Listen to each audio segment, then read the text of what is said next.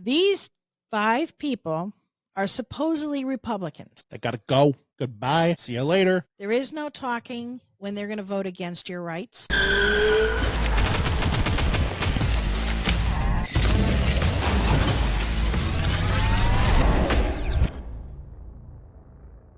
Welcome to Lock and Load Podcast. My name is Josh. And I'm Michelle.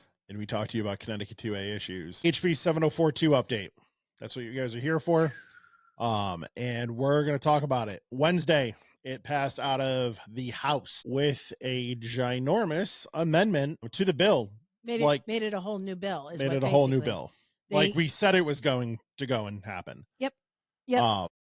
So it went from a 4-page bill to a 14-page bill. And we're going to cover that. And we're going to cover the discussion on the floor on Wednesday and the vote on the floor as well. So this information is all available on Connecticut General Assembly's website. CGA. There's so many abbreviations. CGA. So this is where we pulled this from. So we have the accurate information for you guys because we've been accused of not having accurate information. So I want to make sure that we have the accurate information for you guys about HB 7042 that passed out of the House on Wednesday and is now going to the Senate where it'll probably pass there as well. It will be an interesting watch though. I personally look forward to hearing Rob Sampson on the Senate floor. I think it's going to pass with flying colors. I think we're just going to watch it go straight through. I don't think Rob Sampson will change anyone's mind, but I do enjoy listening to Rob Sampson and the points that he brings up. That's when I'm looking. I mean, as much as you can look forward to something like this. So I actually want to first start off with the vote count. This was an hour and 40 minutes, hour and a half long debate on the floor yesterday, maybe longer than that. It wasn't very long at all for what it is. Yeah. But they knew it was going. They didn't bother. So Craig Fishbein talked about it a lot. Doug Dubitsky talked about it a lot. Representative Howard. Howard talked about it a lot. O'Day even talked about it, which was, so his vote was surprising.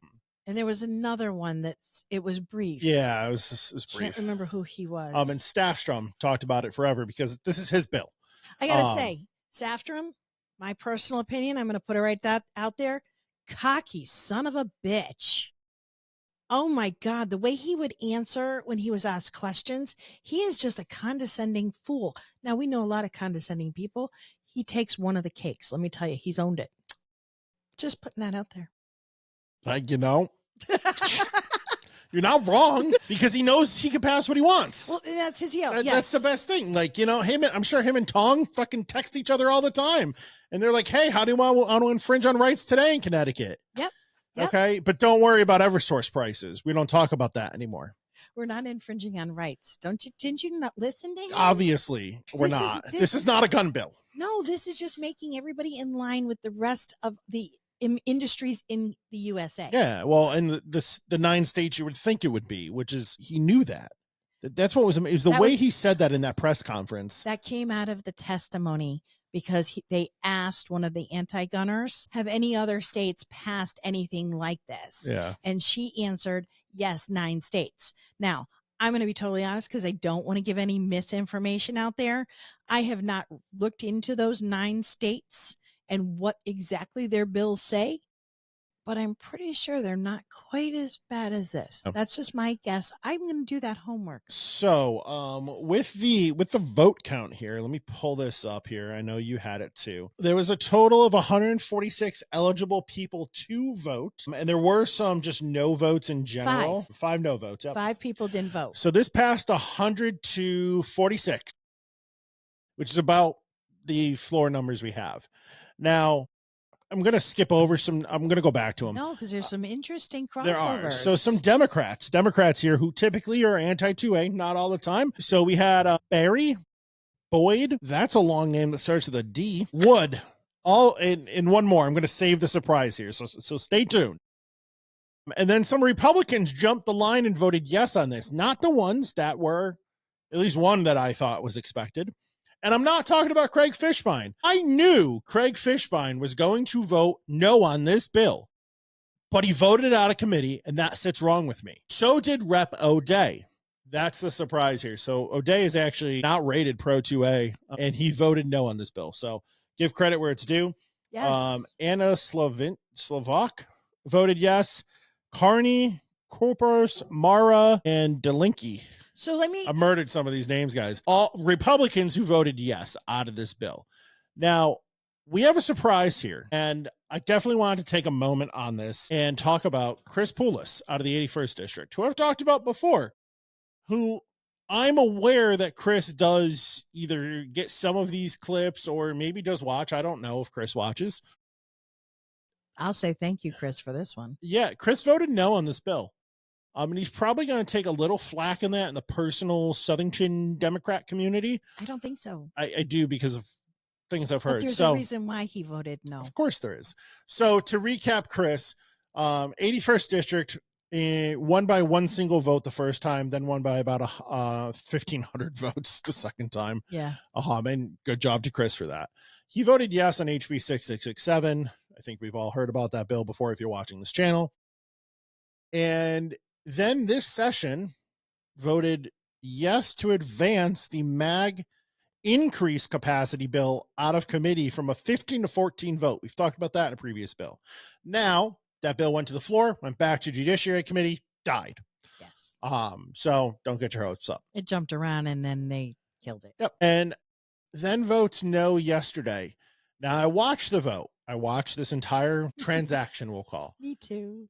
Chris voted very, very late. Now, why did he vote late? Maybe he was getting a cup of coffee. Because they don't have to be in the chambers, I believe, to vote. They can vote from their office. No, they have to be in the chamber. Yes. Okay. But he could have been out while everybody was talking because he had already decided what he was doing. He could have been there too. I have no idea. I did not see him on any of the footage, so we'll be very honest with that. I do not know. So maybe he ran back in and hit the no button. Maybe he waited till the end to see how the vote numbers were adding up. This wasn't close. It was 100 to 46. But I give credit on voting record, and he voted no. So, Chris, good job. Thank you. Thank you. Now, I want to jump back to the 5 Republicans that voted for this bill. All right. So went against the gun industry. Okay. And I'm going to talk about, I just want to share their districts. So Devin Carney is out of Old Saybrook. She's the 23rd district. Tina Corpus out of Greenwich. 9th district. Tracy Marna out of Darien. 1st district. Chris, I don't know how to say his last name. Aniskovich. Sure. Out of Clinton. 5th district. And Tom Delnecki out of South Windsor. 18th district. So when I say that, in any of those districts, feel like that's your home, might be where you live. You need to talk to your RTCs if you are not part of them, or your friends. And these 5 people are supposedly Republican. We need to primary them come election time. I gotta go. Goodbye. See you later. There is no talking when they're going to vote against your rights. There is no discussion to be had. It's more like, okay, you're no good in that job. We need somebody better. Yep. Goodbye. Primary their ass. Kick them out. See you later. And even if the primary person doesn't win, at least it puts a little pressure on them to maybe step in line and do what's right and follow the Constitution. I want to give you the Democrats that voted yes for this bill. Yes. Carrie Wood out of Rocky Hill. I don't have the district numbers for this, but Joe Berry, Glastonbury, Patrick Boyd of Pomfret. Yep. Chris out of Southington, and Michael D. Giovanni Carlo out of Waterbury.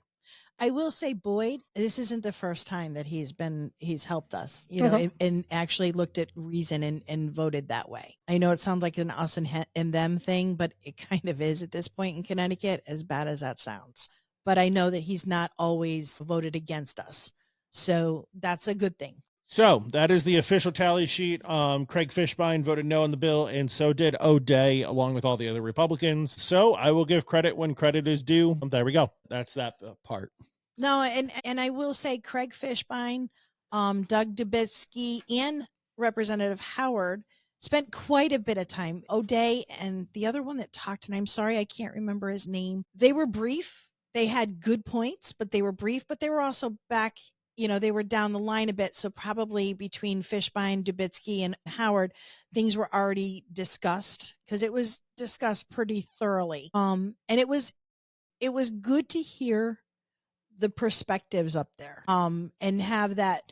What I always find interesting listening to the floor conversations is the things that are said and how much of it falls on deaf ears when you're talking truly just business, fiscal, because all of this plays a role into this. And all they see is they're just rabid for guns. And like even Representative Howard said, to him, this bill feels like it's a witch hunt on the firearms industry. And we're just trying to bully them enough to send them out of this state. And you know what? I don't care what party you're with. If there's a representative up there that says things like that, and he has a law enforcement background, he's not, he understands a lot of this and the laws, and yet it fell on deaf ears. You wouldn't think that, especially in Connecticut, when, the policies are creating a funding deficit from the government, we wouldn't want to send more business out of the state. And that's exactly what this will do. So under this, you can look these up if you want to. But this says the favorable report, and reasons for the bill. And so I just want to read a few snippets here. First off by saying there were 39 pieces of testimony that supported this legislation. 39. That's it. Opposing. There's a lot of numbers if you can see them on here. They broke them down into different categories. 77 solely expressing their opposition to this legislation. 308 expressing their opposition to the bill, setting accountability and liability from a criminal to a law-abiding business owner. 94 expressed their opposition to the bill, citing potential economic consequences. 86 expressed violations of the Second Amendment. 64 expressed citing specific examples of alcohol and automobile industries not facing the same liability. 50 expressed citing lack of effectiveness of this law as written. And then 26 were about PLACA. 3 were over self-defense, and 1 was over mental health focused approach on gun control. I don't know if they actually read the bill on that one. That was a little weird. That's I just like throwing papers at this point. So that just goes to show when we say write an email in testimony, they are paying attention. They are looking at what the reasons are. So yes, anybody can send one that just says oppose because that's nice. That's easy. Nobody has to think about it. But if you put in why you oppose, apparently they're watching. But I actually find that interesting, and I'm not necessarily. I don't object to that. So speaking about watching and testimony, we're going to also give credit where credit's due, because it was Matt and Michele and their testimony that got the word accessories taken out of this bill. And you know what? Let's roll the clip now. There was some discourse that took place between, I believe the term is firearm industry members. There was a holster manufacturer who spoke and said, look, we think that this might impact our business. Can you talk about the dialogue that took place between the committee and some other members of the firearms industry that maybe aren't necessarily producing firearms? Good question, and I'm glad you brought it up, because the bill that we're voting on today predominantly reflects the bill that got voted out of committee. But the bill that got voted out of committee underwent significant revision from the initial bill we heard, and so there were some concerns that the bill was too broad, that it would essentially say, well, okay, the holster wasn't used to kill somebody, it was a holster. Are we liable as a result of that? And we've changed the bill to make clear, no, the holster manufacturer is not. That this is just the firearm itself and the firearm that was sold outside of the existing law. So we've tightened up those definitions in the bill. No, that segment from Staffstrom, yes, talked about that. So a reporter, you guys just watched that. A reporter asked that clip, that question, and he answered. And they cited a holster company. That would be Matt, Michele from Patriot Holster. So you can make a difference. You can make a difference. You are accredited for at least getting one whole sentence removed from this bill, which is huge because accessories are a big word. It's an infinite amount when you talk about accessories with firearms. That number and that the parts, it's infinite. Yeah. And so it is interesting. And that was, I was kind of happy when I saw that press release. I was like, oh my God, that was us. Wow. Yeah, that's 100% give credit on that, because during that testimony in that room, once you guys gave your testimony, and I think there were like two people between you, the word holsters kept getting brought up multiple times. To the lawyers on the anti side, to everybody, other Blumenthal. organizations. Yes. It was like, wow, you didn't like holsters. You hit a nerve apparently. So well, it just testimony matters. Well, and it just goes to show how ridiculous they were going with that. Yeah. And and so testimony does matter, and going up there does matter. Does it matter every time? No. I've gone up a lot of times and come away and nothing's changed, but it is nice to see. It's sort of like voting. Even one vote matters. And every once in a while we get lucky, guys. We are in Connecticut, so it's not often. So now let's talk about the bill that passed. We're on to this big chunk here. Michelle's got to get her papers together. I got to get the big chunk out. So this is the OLR bill analysis from the new amend copy that was passed, which adds in a couple of other bills that didn't fall out of committee. Just so we basically have, and I believe it's almost line for line in here, the original 7042 that was voted out of committee, copied, pasted, thrown into this bill that Fishbein helped to amend. Correct. So the original amendment, I guess, would make any sense. Yeah, and we'll give credit to Fishbein. Mm-hmm. Okay. While I do not agree with his vote of voting yes out of committee, nor O'Day's, nor obviously anyone else that voted out of that committee, I understand what he does.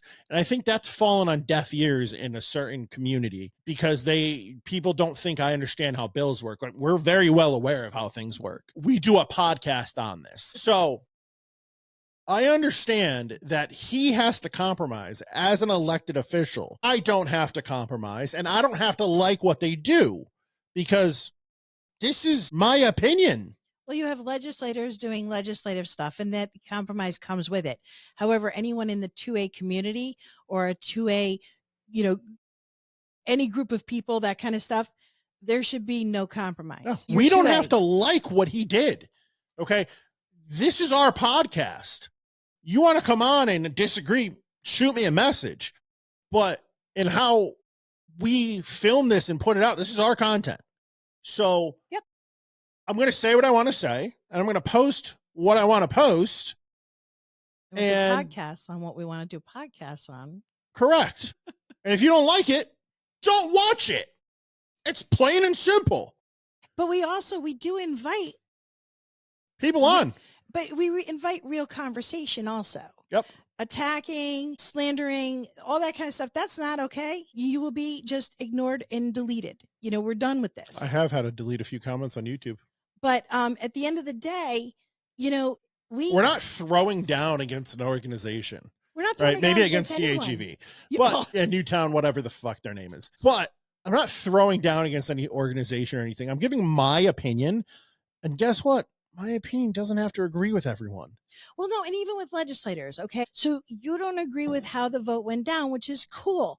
Just because you don't agree with it doesn't mean you don't understand it, like you said. Correct. Because as a legislator, he's sitting in on this gun bill, but tomorrow it may have to do with a finance bill, and he has to play nice with the same damn people in that room. I don't have to play nice with them. You don't have to play nice with them. Nobody up that is not in the Capitol has to play nice with them.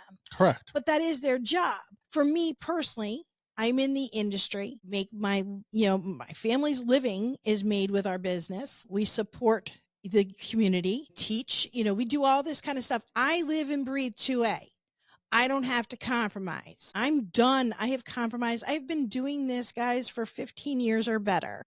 And even before that, kind of playing around it, but heavy into it. And I don't need to compromise anymore, because I keep compromising and I keep giving away pieces. Nobody's giving me back any pieces. For me to look at this kind of a bill and say, oh, well, it's okay. They took out accessories. Now it's all better. The fuck it is. Excuse my language. That was bad of me. But no, yes, it is better on paper. But it doesn't change that they've already continuing to take out chunks of the industry, and they're going after the industry. This is a direct attack at the industry, which makes it anti-gun, period. And anyone that I have talked to, including legislators, have said this is absolutely an anti-gun bill. With that being said. On top of the original 7042 text in this bill, at the end, they added some cleanup. And from my interpretation, it definitely seemed like it was from 6667 and some other bills, some hunting regulations, and was this the one? Self-defense. Yep, self-defense they added in. They also did the background checks. So yeah. The states and stuff like that to get more in line. Yep. We currently have 11 disqualifying misdemeanors in the state of Connecticut that is applicable to Connecticut residents that live here.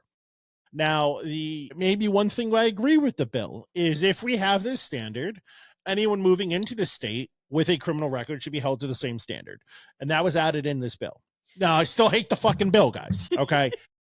But there's always sections where I can agree with something. And I guess I'll agree with this part, that this now sets a standard for interpreting other misdemeanors in a different state, because it's charges versus statute numbers. Yeah. That's what the problem was, is originally Connecticut went by statute number only. So if domestic violence, okay, is a perfect example. That statute number is not the same in every state. I know for a fact, because I was kind of doing this stuff, that people could get from out of state when they moved into this state. If they had a domestic violence charge, they could still get a permit in Connecticut if they did not have that charge in Connecticut, because it was a different statute and charge number. So now this bill has just aligned it. The charge is the charge, and that's what will be your disqualifier. They kind of line up the 11 disqualifying misdemeanors with out-of-state ones, depending on how they're interpreted. Correct. Right. Normally, it has to do, again, most of these have to do with like an act of violence towards another individual, or some sort of rioting. That's actually 3 of them: rioting the first, second, or inciting a riot. That's 3 of the 11 right there. One of them has to do, I think, specifically with drugs too, but not marijuana. Correct. Which is always astounding because that's illegal federally. Correct. States' rights. Yeah. And Sastrom said that a lot yesterday. That's a good point. State rights. Because that's what this is designed to do. It's designed to go around PLCAA. Right. And they're like, oh, things are supposed to be sent back to the states. Well, federally, you still can't buy a gun if you smoke marijuana. Correct. That is illegal. But we want to go around other things, but not that one. We pick and choose in this state. Yeah. No, it's amazing. So one other, I guess, ish thing I believe that was added to this bill is unlawful discharge from a firearm. Violators are guilty of a Class C misdemeanor, punishable up to 3 months or $100 fine. But it's justified. I believe this is now, you can't get charged with unlawful discharge if it's a self-defense scenario. That's lovely. Oh, great. Something you shouldn't have been able to get charged with in the beginning, but now you certainly. Oh, it's so good of them to give that back to us. That's awesome. Yeah, and they cleared up justifiably using your firearm defense of a third party. Well, and which is already part of Connecticut general statutes. And I want to add real quick, because I just made fun of Sastrom with states' rights. I want people to understand, me personally, I'm like a big proponent of states' rights. I'd like smaller governments, just not Connecticut's. Just gonna put that out there. Yeah. So the main portion of the bill was going after the gun industry, going after the FFLs. This bill is designed to shut down gun stores, not in we're going to come take your license. We're going to come take your money in legal litigation. Well, go tell them about Safstrom's Glock issue. Were you watching it during the automatic Glock switches? Yeah. Switches, and how Glock needs to go back and recall all the Glocks because now they've found out that there was a flaw in their design. Technically, yes, that's the point. That's where they're going. That's why when Josh and we had this first podcast and talked about this, we went into depth on how Connecticut, we already can't get certain firearms. Glock is already being sued in federal court. I think that's a state court. It's got to be state level right now. It's still state level right now. So they're already in the middle of a lawsuit over this exact thing. Ridiculous. So let me tell you what a Glock switch does, which is illegal, and we're not condoning this. And Glock doesn't make it. Which is amazing. So this device is highly, highly illegal. Do not do this. Yes. No. This is not, we're not. You're not trying to find one. This so was, you know what? I'll use an example before I describe, I guess, what it is. well, this was Dubitzky and Sastrom talking about it. But I don't want to be held to any liability because I'm promoting a product as a firearm industry member. No. In case you guys didn't pick that up at home, that's what this bill we're talking about. It's part of. Oh, I think it was Hartford. Gun Guru should be doing a video on this weekend. I'm going to try to get this out. Are you Friday? So hopefully you're watching this Friday. Are you doing a spoiler? I might be. Sorry.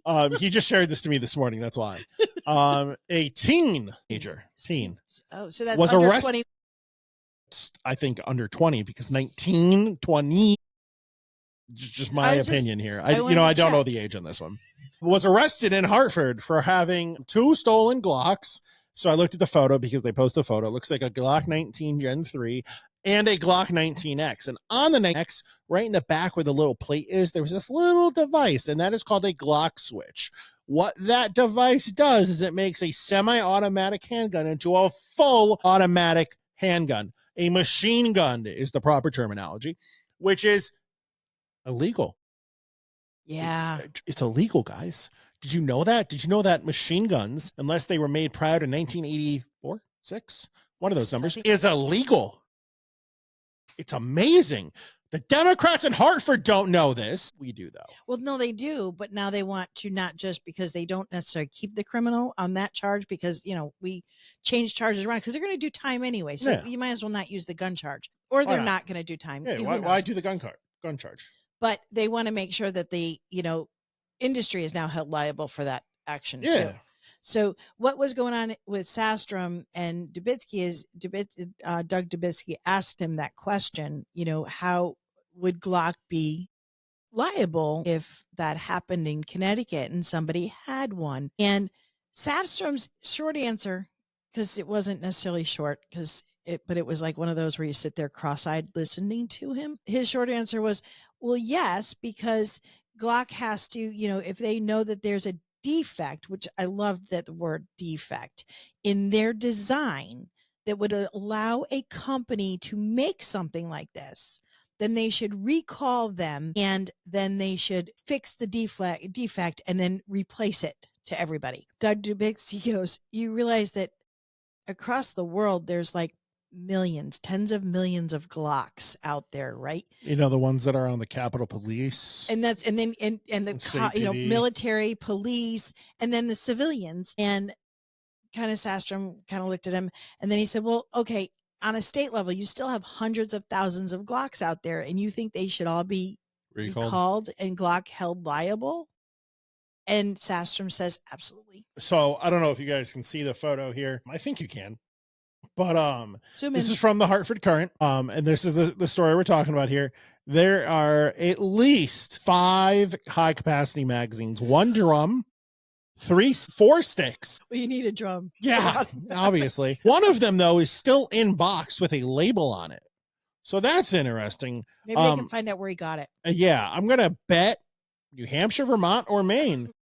Why? Because you don't need a background check to buy a magazine, because a magazine is a part, and criminals can still get parts. They can't get the gun without stealing the gun, but they can still get parts. And certain ages don't. He was 19, by the way. Okay, because most is 18. Sorry about that, guys. Is 18 in stores. So HB 7042 makes it to the floor, passes, and now it's on to the Senate. What can our state senators do? Well, it's a 24-12 in there. What we can do, just simply, and I don't know if it will help or not, but you need to call your senators wherever you live, whether they're Democrat or Republican. They need to hear from you. They need to know. And because if you flood their phones and flood their emails and they see how many oppose, then they may get scared come time for the next election. And then you need to work to get them out. My guess is the vote's going to be 25-11. The senator from Newtown. Absolutely. He always jumps board, even though he's a Republican. He's from Newtown. No, he's just an anti-2A asshole. We're throwing swears in this one, guys. Michele started it, though. I did. My bad. I try really hard most of the time. Yeah. I mean, any of you guys who know me personally understand I do watch myself on this. I try really hard. She tries. I think that's it for this podcast and this bill. I'm sure we'll talk about the bill at least one more time when it gets passed and then good old Ned signs it.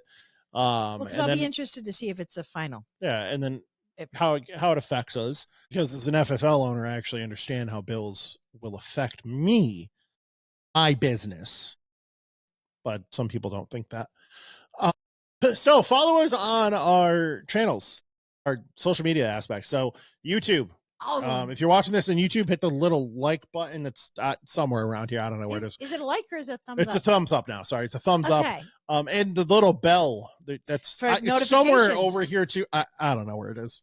For notifications. Yes. If you're listening on Spotify, there's got to be a thumbs up button over there too. Amazon Music, and maybe you're listening to this on Apple Podcasts, because I'm trying to get that on there too. Nice. So if you are, let us know.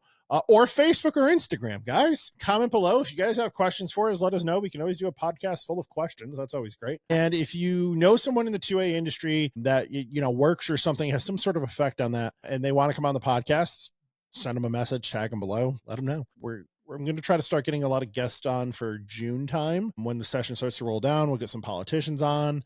Maybe we'll get a governor candidate. Maybe, I don't know. We'll reach out and see who wants to come on and get this podcast. But the more people that watch our stuff, the cooler people we can get on here, because they'll actually care to come on, guys. So like it, share it. We're not just enough. We like to have other people too. Yeah. So my name's Josh. I'm Michele. We'll see you guys next time.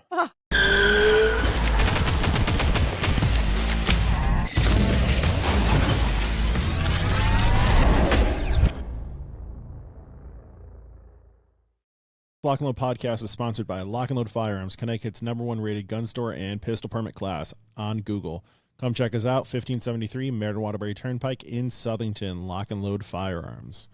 Lock and Load Podcast is also sponsored by Patriot Wear Holsters, custom-made Kydex holsters locally made in Waterbury, Connecticut. www.patriotwearholster.com and use code LNL Podcast for 10% off your purchase. Orders available for shipping or pickup at various locations.